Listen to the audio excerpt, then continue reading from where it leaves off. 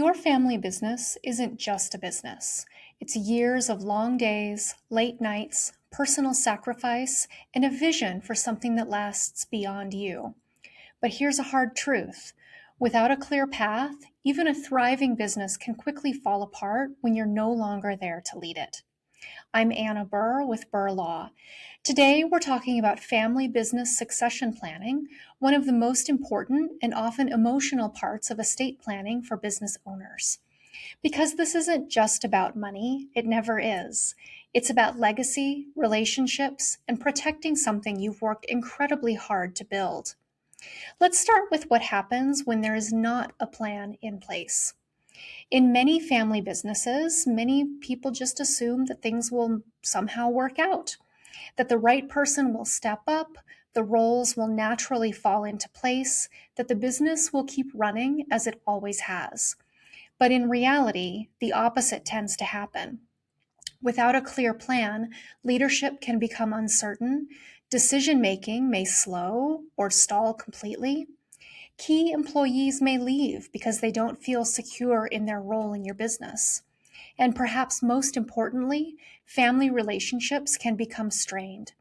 I've seen situations where siblings stop speaking, where business partners end up in court, and where a successful company loses value simply because no one clearly had the authority to lead.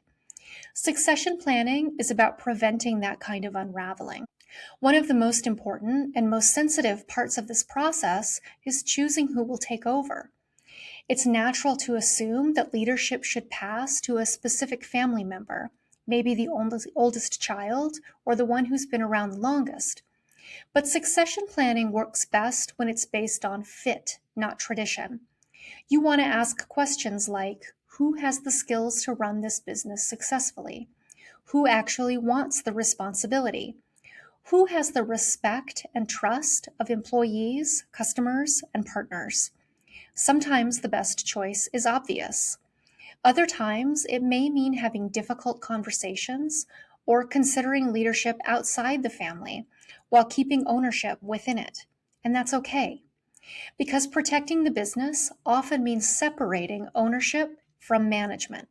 Once you've made those decisions, the next step is making them official. This is where many business owners unintentionally leave gaps. A verbal understanding or even a general idea written in a will is usually not enough. A strong succession plan should clearly address who will lead the business, how ownership will transfer, what roles, if any, other family members may have, and how decisions will be made moving forward.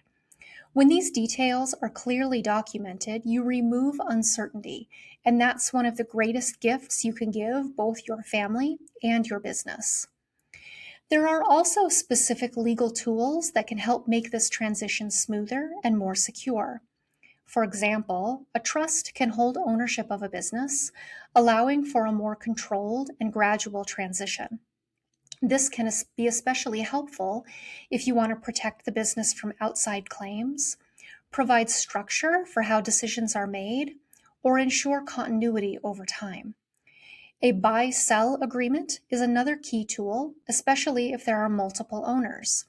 This agreement outlines what happens if an owner passes away, becomes disabled, retires, or simply wants to leave the business.